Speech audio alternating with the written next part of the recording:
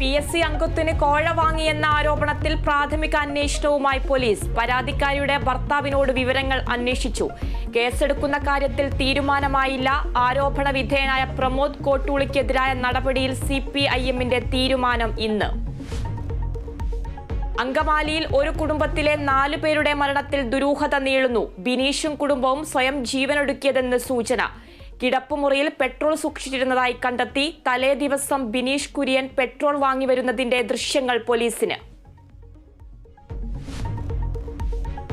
Russian സൈന്യത്തിലുള്ള ഇന്ത്യക്കാരെ തിരിച്ചയക്കും.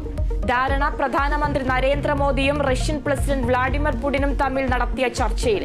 Indian സമൂഹത്തിന്റെ പ്രതിനിധികളുമായി നരേന്ദ്രമോദി ഇന്ന് കൂടിക്കാഴ്ച നടത്തും.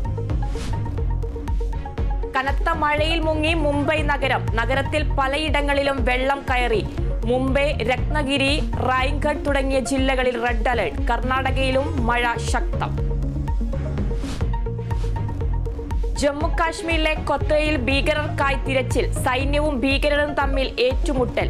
ഭീകരാക്രമണത്തിൽ വീരമൃത്യു വരിച്ചത് 5 സൈനികർ. പരിക്കേറ്റ സൈനികരെ പത്താൻകോട്ടിലെ ആശുപത്രിയിലേക്ക് മാറ്റി.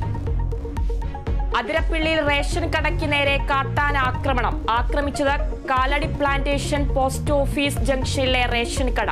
മൂന്നാറിൽ കൃഷി നശിപ്പിച്ച് കാട്ടുകൊമ്പൻ പടയപ്പ.